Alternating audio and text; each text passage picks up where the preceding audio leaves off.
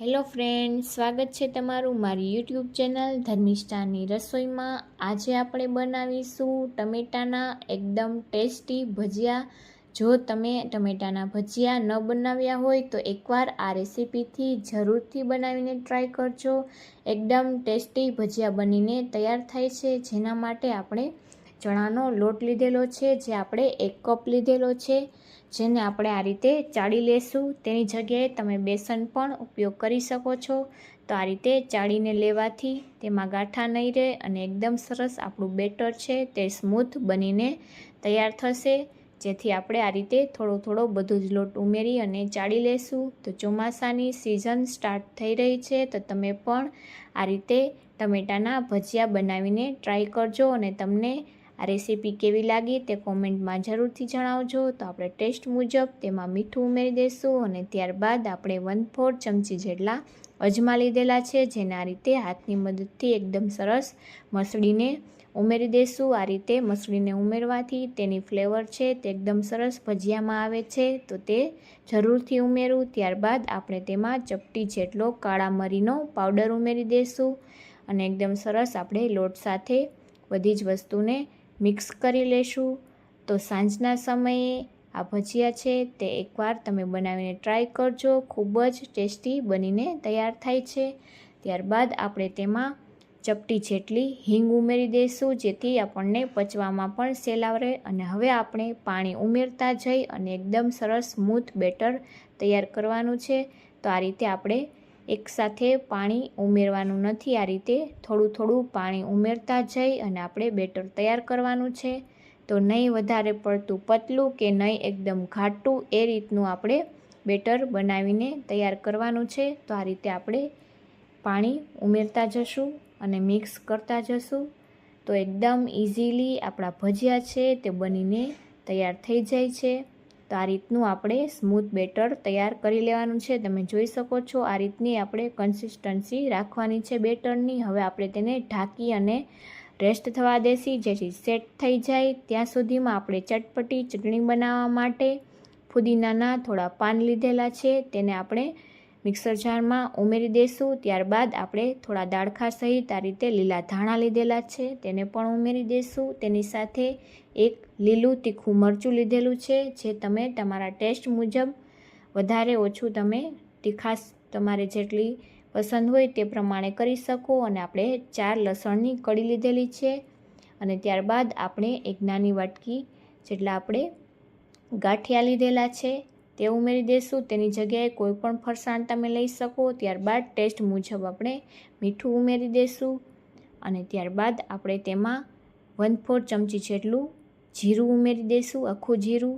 અને ત્યારબાદ 1 ચમચી જેટલી ખાંડ ઉમેરી દઈશું, 1 ચમચી જેટલો ચાટ મસાલો અને 1 ચમચી જેટલો લીંબુનો રસ ઉમેરી દઈશું અને 2 થી 3 ચમચી જેટલું જ પાણી ઉમેરી અને આપણે તેની સ્મૂથ પેસ્ટ તૈયાર કરી લેશું। તો જેટલું ઓછામાં ઓછું પાણી ઉપયોગ થાય એ રીતની આપણે આ રીતની પેસ્ટ તૈયાર કરવાની છે ચટણી, જેથી કરીને ટમેટામાં એકદમ સરસ આપણે લગાવી શકીએ। વધારે પડતી આપણે પતલી નથી કરવાની।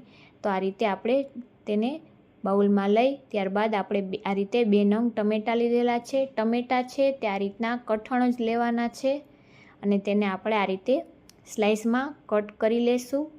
તો આ રીતે આપણે તેને મીડિયમ થિકનેસવાળી સાઇઝમાં આ રીતે કટ કરી લેશું। તમે જોઈ શકો છો સાવ પતલા કટ નથી કરવાના, આ રીતે મીડિયમ એવા આપણે કટ કરી લેશું। તો આપણે આ રીતે બંને ટમેટાને કટ કરી લેશું। હવે આપણે જે તૈયાર કરેલી ચટણી છે તેને આપણે આ રીતે ટમેટાની એક સાઈડ છે તે આ રીતે લગાવી દઈશું। એકદમ સરસ આખા ટમેટામાં આપણે ચટણીને લગાવી દઈશું। તો આ રીતે બધા જ ટમેટામાં આપણે ચટણી લગાવીને તૈયાર કરી લેશું। તો આ રીતે બધા જ ટમેટામાં ચટણી આપણે લગાવીને તૈયાર કરી લીધેલી છે। હવે આપણું બેટર છે તે પણ રેસ્ટ થઈને એકદમ સરસ સેટ થઈ ગયું છે। તો આ રીતે આપણું બેટર તૈયાર થઈ જાય ત્યારબાદ આપણે તેમાં 1 નાની ચમચી જેટલો ખાવાનો સોડા ઉમેરી દઈશું અને તેમાં થોડું પાણી ઉમેરી અને આપણે એકદમ સરસ ચલાવી અને મિક્સ કરી લેશું। તો આ રીતે સોડા છે તે એકદમ સરસ મિક્સ થઈ જાય ત્યાં સુધી આપણે સતત એક જ દિશામાં આ રીતે ચલાવી લેશું. તેલને આપણે ગરમ થવા મૂકેલું હતું. હવે આપણે બેટર ઉમેરી ચેક કરી લેશું. તો એકદમ સરસ પરફેક્ટ આપણું તેલ છે તે ગરમ થઈ ગયું છે. તો આ રીતે હવે આપણે તેમાંથી આ રીતે બધા જ ભજીયાને તળી લેશું. તો આ રીતે તેમાં લોટમાં ઉમેરી ટમેટાને અને ત્યારબાદ આ રીતે ઉપરથી બધી જ સાઈડથી આ રીતે તેને એકદમ સરસ લોટથી કોટ કરી લેશું અને ત્યારબાદ આપણે તેલમાં મૂકતા જશું.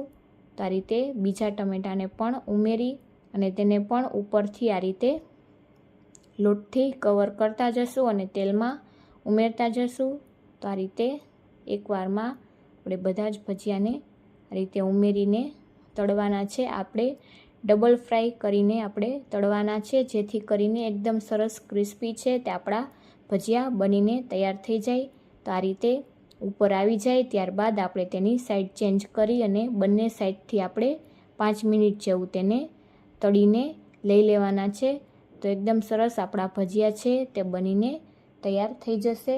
તો 5 જ મિનિટમાં એકદમ સરસ આપણા ભજીયા તૈયાર થઈ ગયા છે. તો આ રીતે આપણે તેમાંથી તેલ નિતારી લેશું અને કોઈ પણ આ રીતે કાણાવાળા વાસણમાં કે ચાળણીમાં આ રીતે તેને લઈ લેશું અને આપણે ભજીયાને 5 થી 7 મિનિટ જેવું ઠંડા થવા દેશું. ત્યારબાદ આપણે તેને ફરીથી ડબલ ફ્રાય કરીશું. તમે આ રીતે એકવાર પણ ફ્રાય કરીને રાખી શકો છો, ખાઈ શકો છો, પરંતુ આ રીતે ડબલ ફ્રાય કરવાથી એકદમ સરસ ક્રિસ્પી બનીને તૈયાર થાય છે.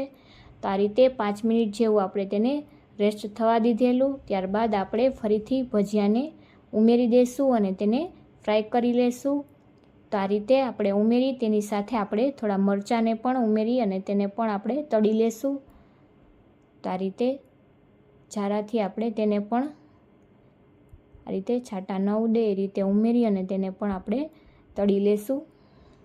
તો ફરીથી આપણે 3-4 મિનિટ જેવું બંને સાઈડ ચેન્જ કરી અને ભજીયાને એકદમ તળી લીધેલા છે. તમે જોઈ શકો છો આ રીતે લાઇટ ગોલ્ડન કલર ના થાય ત્યાં સુધી આપણે તેને તળી લેવાના છે અને આ રીતે આપણે તેને ચાળણીમાં ફરીથી કાઢી લેશું અને આપણે સર્વિંગ પ્લેટમાં લઈ લેશું ચટણી સાથે. તો તમને મારી આ ટમેટાના ભજીયાની રેસીપી કેવી લાગી તે કોમેન્ટમાં જણાવવાનું ભૂલતા નહીં. જો મારો વિડીયો ગમ્યો હોય તો વિડીયોને લાઈક કરજો, શેર કરજો અને જો ચેનલમાં નવા હોય, ચેનલને હજુ સુધી સબસ્ક્રાઈબ ન કરી હોય તો સબસ્ક્રાઈબ કરી લેજો, જેથી અવનવી રેસીપીઓ તમને મળતી રહે.